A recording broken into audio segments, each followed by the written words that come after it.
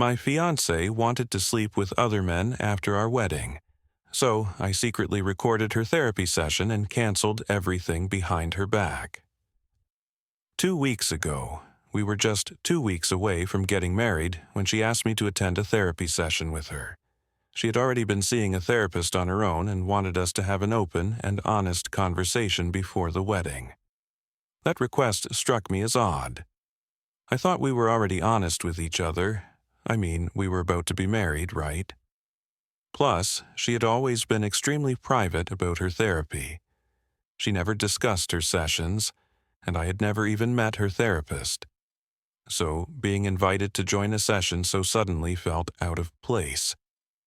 When the day came, I went, though, out of caution, I had my phone recording audio the whole time. My fiancé was already there when I arrived, and I had to wait 20 minutes before they finally invited me in. The therapist greeted me with a handshake, and we made small talk. She then told me, "You're nothing like how your fiancé described you." I figured she was trying to be nice, but then she turned to my fiancé and said, "This may be harder than we thought." That definitely threw me off. Still, I kept my cool. I'm a calm and collected person, and I didn't show any reaction. I just smiled awkwardly, the way we all do in tense situations. The therapist then gave a little speech I don't even remember because I didn't care enough to pay attention. As she talked, my fiancé gently took my hand, and that's when things started to unravel. The therapist explained that we live in a modern world and that my fiancé wanted us to have a non-conventional marriage moving forward. I kept smiling, unsure of where this was going. In my head, I figured she wanted to talk about being an independent woman, keeping her career, not being tied down by gender roles, stuff like that. Nope, that wasn't it at all. She wanted to be free to sleep with other men, after we got married. That was her idea of a non-traditional marriage. And the kicker? She said she loved me deeply, which is why she couldn't handle the thought of me being with other women. That would break her heart, she said, because someone else might steal me away from her. So, basically, she wanted a one-sided open marriage. I let them finish talking. They both seemed more confident as the conversation went on, probably because I wasn't reacting. I think they mistook my silence for agreement or acceptance. Honestly, it felt like this whole thing had been rehearsed beforehand. When they finally finished, I looked at the therapist and asked if she was licensed. Her reaction told me she wasn't expecting that to be my first response. She confirmed that she was. Then I calmly told her to explain to my fiancé why we would not be getting married anymore, and why our relationship was ending right then and there. I wished them both good luck and walked out of the office. Now, I want to report that therapist. I don't know whether to report her to the clinic or to a professional board that oversees therapists. I doubt this was an innocent attempt at communication. I believe it was a deliberate setup, and I want her held accountable for what felt like unethical conduct. That session didn't sit right with me at all. To be clear, there was never going to be a positive outcome from that talk. Even if my fiancé had wanted a fully open marriage with equal rules, my answer would have been the same. That's not a real marriage. That's a complete farce. And now, with everything out in the open, it's dawning on me that she might have already been cheating on me. Looking back, certain things don't add up. I was a fool. I've listened to the recording multiple times, and I still can't believe what was said in that room. But I ended the engagement. I called off the wedding. I'm not the kind of guy who looks for drama. I don't fight or create conflict. I live by principle and common sense. Maybe that's why she thought I'd be a pushover. Maybe she assumed I'd just go along with whatever she wanted. But she was an idiot to believe I'd let myself be treated like a doormat. Now that the wedding's off, people have started asking questions. And honestly, I don't know how to answer them. I know my ex is probably out there doing damage control, spinning her version of events. But I have the recording. If she strays too far from the truth, I won't hesitate to let people know exactly what she wants. My parents and family want answers too, and I honestly don't know what B is going to tell them. I don't want them to think I'm some fool who let things get so out of hand that my ex felt confident enough to sit me down and casually tell me she wants to grease other men. She's now flooding my phone, my best friend's phone, and even my brother's phone with messages, saying we can fix this, that she didn't really understand what was being said in the therapy session, that she'll do anything to make it right. Suddenly, it was the therapist's idea, not hers. She claimed she was against it the whole time. Typical last-ditch effort, the dying cries of a siren. But all her pleas fall on deaf ears, and I own those ears. We were also working on getting a loan for a house, but I canceled everything. I wiped out any financial ties between us. Completely. Her latest explanation is that during therapy, she opened up about her insecurities regarding our sexual history. I've had significantly more partners than she has, and apparently the therapist suggested leveling the playing field. Whether that's true or not, it doesn't matter. That therapist is going to be reported. I just need to figure out where and how to do it properly. This post is mostly a rant, but I do want advice. How would you handle the questions from friends and family? My ex is definitely running her own PR campaign, and I don't want this turning into a messy, he said, she said. I do have the recording. She doesn't know about it. Should I share it with the people who are asking questions? I'm at work, and I just got confirmation that the journal I sent to my ex was received. I had it delivered first thing this morning using the courier service our office uses. She had to sign for it, so there's proof. A few of you suggested not reading it, and you were right. She never took any accountability for this situation, so reading it wouldn't help anything. Jokes aside, it's been a wild 2 weeks since I first posted. Last Monday, I spoke to a lawyer at work about what happened with the therapist. He looked at me like I was making it up and asked if I was pulling a prank. I offered to let him hear the recording. He said, "Damn right." We spoke again the next day, and he pointed out things I hadn't noticed in the recording. The therapist always spoke in terms of we, as in we think, we want, we decided. Not once did she say things like, "Your fiancé wanted me to tell you," or "She asked me to share this with you." It was always we. He then asked me what I was hoping to achieve. Did I want to sue? I told him no, I never intended to. I just wanted to notify the proper authorities and let them handle it. So, we agreed to draft 2 letters, one for the clinic where she works, and another for the APA. We confirmed she was accredited. By Wednesday, more people at work knew about the situation, including one of our case researchers. She found reviews and background information on the therapist, plus contact info for 2 former patients. The therapist didn't have glowing reviews, some were pretty bad. We managed to get in touch with both individuals via social media, and once we explained the situation, they were eager to help. Their stories were just as troubling as mine. We expanded the letters to include their signed statements, my account of how my ex started changing after her therapy sessions began, and a detailed breakdown of what happened during my session with the therapist. Last Friday, I had a sit-down with my parents, my ex's parents, and my ex. We talked everything through, and more information came to light, some of which we also included in our formal report. This week, we sent out both letters. The clinic responded on Thursday morning by calling our office, probably to verify whether the whole thing was a joke. We ended up speaking with one of their lawyers, and once we confirmed the complaint was legitimate, someone else in the background could be heard saying, "Well, crap. They told us they were taking the matter very seriously. One of the guys at work guessed they'd probably had other complaints before, but this was the first time someone documented everything so thoroughly. Our letter also mentioned we were reporting the therapist to the APA, which probably turned up the heat. Well, maybe that explains their quick response. I don't know what the final outcome will be, but as far as I'm concerned, my part in this is done.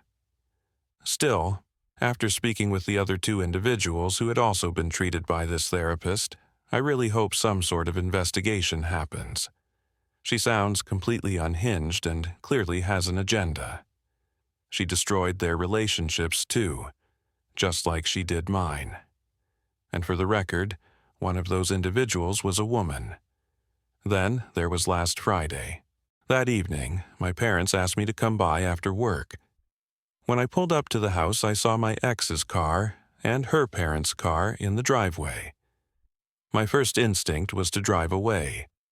This whole conversation was supposed to happen on my terms, but she was clearly trying to take control. That wasn't going to fly. She was waiting for me outside. I'll admit, she looked great. If there were ever a girl you'd want your parents to meet, she fit the part perfectly. She told me they were there to talk, to see if things could be salvaged. They means her parents. I don't think she told them what actually happened, or if she did, she gave them some watered-down version they weren't fully buying. She brought a journal with her, said she had been writing in it since before starting therapy and continued right up until that Friday morning. She told me to read it, that it would explain everything and clear up the mess. I told her this wasn't a book club. I wanted to go inside and get the whole thing over with. But she stopped me and asked for 10 minutes alone before we joined our families. She kept trying to hand me the journal and started crying. Then my sister showed up, and her sister too. They had apparently already been there and came outside to check on us. So I took the journal and went inside to say hello, leaving my ex out in the back of the garden, as far away as possible. My parents have a big yard, lots of trees and benches. She picked the most secluded corner she could find. She told me she quit her job, said the stress got to her, she had a breakdown, and things spiraled from there. She's no longer seeing that therapist. She said she initially went to therapy for work-related issues, but somehow the therapist shifted the focus entirely onto our relationship, and it stayed that way. She claimed that's all the therapist seemed interested in. Apparently, she never even told her parents that we had broken up. She's now seeing someone new for therapy. I mostly listened. Eventually, she turned the focus back on us. She told me I'd have full control moving forward, that I'd handle the finances, have access to all her devices, be able to track her location at all times. Any property we'd own would be in my name. She'd do whatever it takes to regain my trust.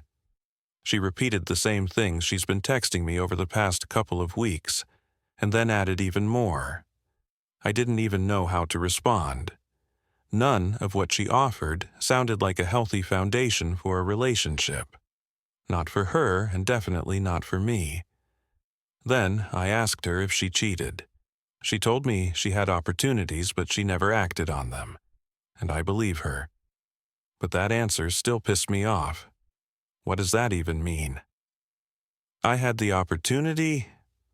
If you're in a committed relationship, you don't put yourself in situations where those opportunities exist. You don't want those opportunities. Saying it like that, like it was some kind of positive option, rubbed me the wrong way. That's like saying, I had the opportunity to kill someone today. Like, why were you in a situation where that was even possible? And why call it an opportunity? Anyway, that basically ended our 10 minutes. I told her we should go inside and talk with our families. Before we started, I asked both our sisters to give us space.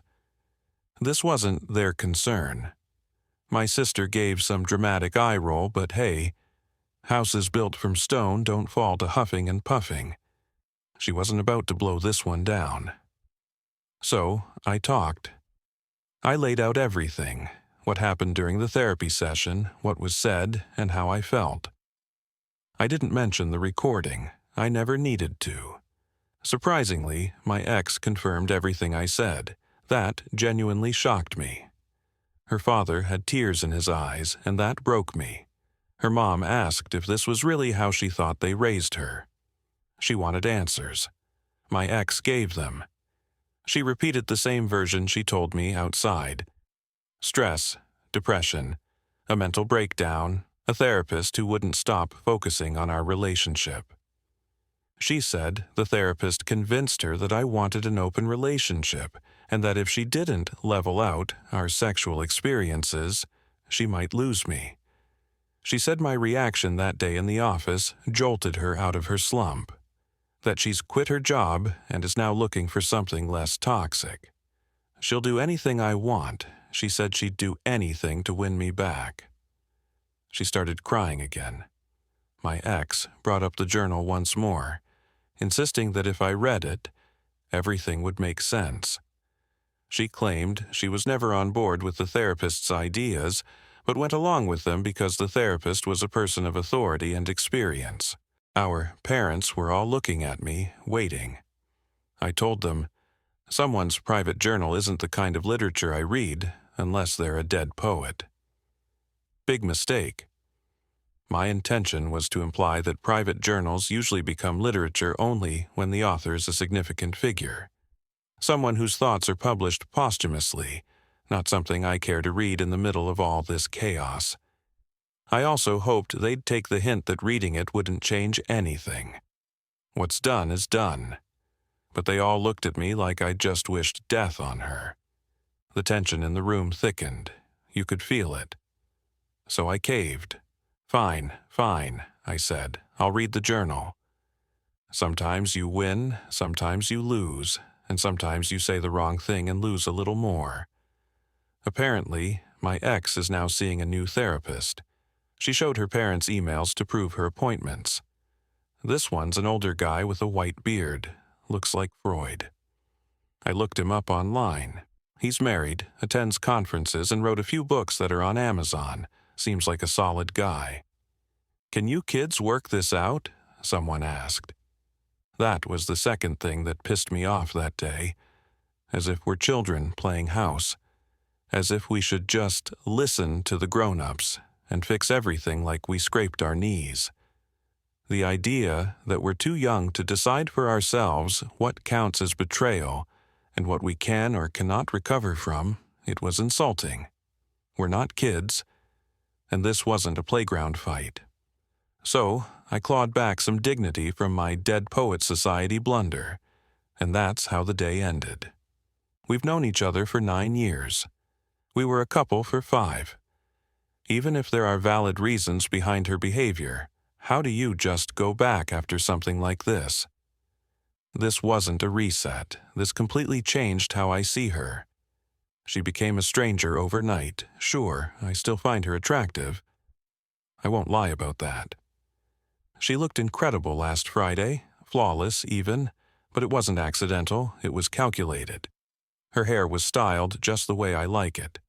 She wore the dress I bought her, the shoes I've always complimented, and even wore the perfume I gave her. She looked perfect on purpose. The journal's on my nightstand. I haven't read it, and honestly, I probably never will. I did flip through it, though, just to see if it's really been around for a year, and yeah, it looks legit. The pages are worn in the right way. The ink fades naturally from old to recent entries. The pen she used is clipped to the side. I tested it. It matches the ink inside, and the level is consistent with a year's worth of writing. It's not fake. None of it is staged. Still, I don't see the point in reading it. It feels like a psychological trap, but not necessarily on purpose. I don't think she started writing it a year ago as some scheme to manipulate me. According to her, it was her new therapist who suggested she share it with me. As for how I'm handling people who are too curious about why the wedding's off, I just say we had a huge difference of opinion that couldn't be resolved. That's usually enough. But if her sister finds out, and she probably will since she's very close to their mom, then the full truth will likely get out. And once it does, everyone will know. Our parents want us to meet again next week. They've told me to read the journal. Maybe it'll help. Maybe it'll be a starting point. They think we could work things out, start fresh, because of all the history we share. They believe she'll get the treatment she needs, that she can recover. That deep down, she's still the same woman I fell in love with. Just not well right now. They say it's obvious I still love her. Otherwise, I wouldn't be reacting so theatrically. Their words, not mine. I don't think I'll meet them next Friday, but damn, she did look amazing. I want to thank this community for the support. It helped me create a plan of action regarding the therapist. Thanks to everyone who offered advice and shared resources on what to do. Now, I'm left with a question. What should I do with the journal? Return it? Keep it? Read it 90 years from now? Let's begin.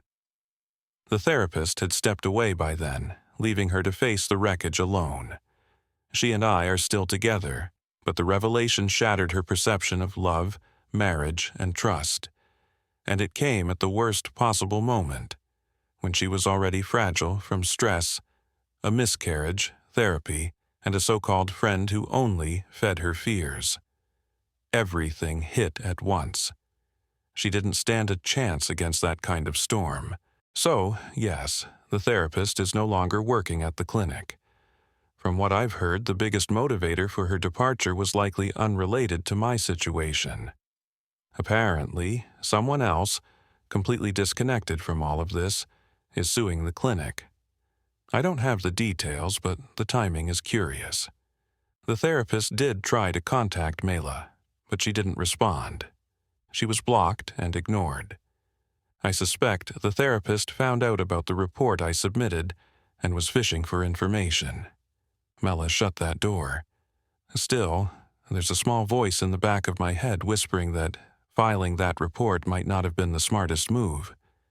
If this lawsuit progresses, I might get dragged into it or contacted for help. I don't really want that kind of attention, but honestly, even knowing that, I can't help but grin when I think about the therapist finally facing consequences. For those who doubted whether I had emotions, this satisfied grin should be proof enough. And yes, that was sarcasm. Now, with Mela, it's more complicated. I already posted a short update about the journal. I returned it. The delivery was formal, almost clinical. I used our office courier to send it back to her on Monday morning. I included a letter explaining why I didn't read it. My reason: she never took ownership. Giving me the journal felt like she was shifting responsibility. Like now, it was my job to find the answers, carry the burden. So I gave it back. I let go of the weight. But the moment I got confirmation that it had been returned, I felt a wave of regret. Maybe I should have read it. That same day, Mela showed up at my workplace. She didn't make a scene. She just sat in the lobby, quietly waiting for me to finish my day. Her plan was to talk. It didn't take long before someone told me she was there. I had two options: send her away or talk. So I talked. Several architects helped design the collapse of our relationship. Number 1, stress. I knew she was stressed, but I had no idea how bad it was. In hindsight, when she first started looking for a therapist to help with work issues, I should have taken it more seriously. But she always acted like she had things under control, so I believed her. Therapist or not, she had a full-blown breakdown, and she kept it hidden from me and her family. Number 2, miscarriage. She could have made me a father. She was only a few weeks pregnant and wanted to tell me in a special way. But then she started bleeding, and that was it. She never told me. She was afraid I'd see her as unworthy, that I'd think she couldn't give me children, which she knows I want. That logic is completely messed up, but it's what she believed. Number 3. Friends. I've mentioned before that we had friends in open relationships. One of them, also in an open marriage, reached out to Mela nearly a year ago. They went out for lunch, and this friend dumped all her pain onto Mela. Her husband had 70 past partners. After they married, he demanded an open relationship, and she's been miserable ever since. The friend warned Mela that she saw the same signs in me, because I'd had 26 partners before her, and claimed the same thing would happen to her if she wasn't careful. That poison took root. Number 4. Family secrets. The people we love aren't always who we think they are. Our fathers work in academia and have known each other for 30 to 35 years. They often attend professional events together with their wives. That's how I met Mela, at one of these functions. I was there with my dad to meet a professor who could help my career. Mela came in place of her mom, who had a scheduling conflict. Only recently did Mela find out the truth. That conflict was actually a cover. Her parents were dealing with the fallout from her father's infidelity. They worked things out, yes, but for Mela, this news was devastating. Her parents had always been the model couple, the gold standard for what a marriage should be. Learning the truth, especially in the middle of all this, destroyed her foundation. That conversation with her toxic friend was the final blow. Everything she'd been holding in, grief, fear, confusion, collapsed all at once. And in that moment she broke completely. It took time, pain, and a lot of truth. But once she was free from the toxic pull of that therapist, she started thinking for herself again. And in that space, without manipulation, she remembered who she really was and who we were. Her parents managed to uphold the illusion of a perfect marriage while they went through hell. Add the 4 horsemen of the apocalypse to that mix: fear, trauma, betrayal, stress, and blend it with a therapist who had her own twisted motivations. And that's how you destroy a relationship. That therapist didn't just validate Mela's insecurities, she encouraged them. She confirmed everything that so-called friend warned her about. Men like me will never be satisfied with one woman. I would eventually cheat. The solution? Mela had to sleep with other men to even the score. Of course, I'd resist, but that was expected. And according to the therapist, if I truly loved her, I'd understand. This wasn't just an insane idea, it was layered. The plan would fix my so-called cheating urges, prove my love, and strengthen our relationship in the process. It was doomed from the start. And I think that's exactly what the therapist intended. She didn't want us to make it. What she didn't expect was how fast I'd respond. At least, that's my theory. The rest of that week, Mela and I met daily. She answered every question I had, no matter how hard. One thing was clear. While I was prepared to walk away, she was prepared to fight for her life to keep us together. At the end of the week, I had to leave town for work. It was supposed to be a 2-week trip, but it got extended to 4, more billable hours. Lucky me. Before I left, I gave Mela a copy of the therapy session recording. She already knew I had it. I told her about it the day she showed up at my office. I think listening to it rattled her deeply. What she remembered from that session and what was actually said were 2 completely different things. I think, for the first time, she finally understood why I'd reacted the way I did. Everyone at home knew I was away, and for the next 3 weeks I was left alone. No distractions. It was bliss. A few folks in the comments had joked about grabbing a beer if I was ever in their city. I actually took someone up on that. First time meeting another Redditor, and to my surprise, not a weirdo. He and his wife were amazing. During the 4th week, Mela came to visit. We'd kept in touch throughout the trip, conversations mostly about us. There was still one major thing left unresolved: our trip to France. It was booked for 3 months after our planned wedding, a late honeymoon. Flights were paid for. Non-refundable, of course, because why should companies be fair? Hotels were set. The only thing missing was us. That 4th week, we talked it over and decided to go as friends. I know, cue the eye rolls. But we went. France was incredible. You walk through that country and realize the U.S. feels medieval by comparison. You can always spot the Americans in museums, loud, confused, a bit lost. Honestly, we should have mandatory classes on how to behave abroad. We came back from France as a couple. Not because of the magic of Paris, but because we did the work. It's not like we're perfectly back to where we used to be. There's still rebuilding to do.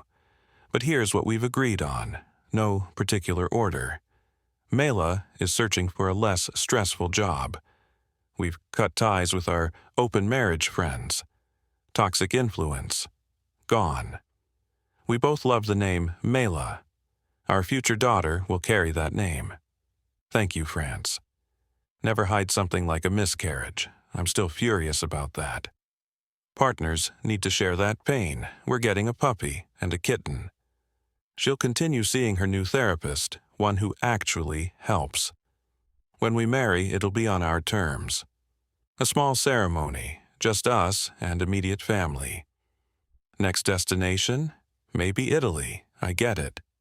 This isn't the dramatic ending some of you were hoping for. There's no wrath, no hate, no elaborate revenge plot. But I never hated Mela. My decisions back then were about protecting myself. Her actions were, at the time, in total contradiction to what we had promised each other. For anyone who feared she'd lost herself, don't. Once the fog of that therapist's manipulation lifted, she began to find her way back. And together, we're rebuilding what we once had. We're not perfect, but we're still standing. She's returned to her former self, more or less. You can't go through something like this without being changed, but overall, she's in a much better place now. You might remember how, back when everything was falling apart, she offered me full control over everything.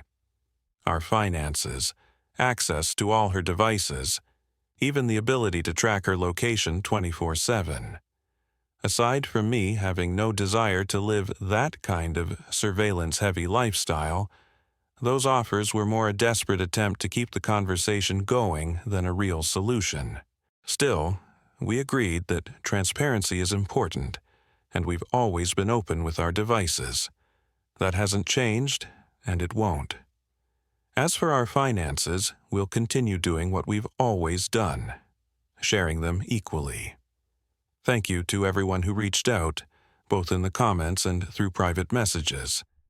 Some of you gave incredibly helpful advice that I'll always appreciate. Writing these posts and having honest conversations with all of you turned out to be more therapeutic than I ever expected. It helped me process everything and gave me the space to breathe. For that, I'm truly grateful.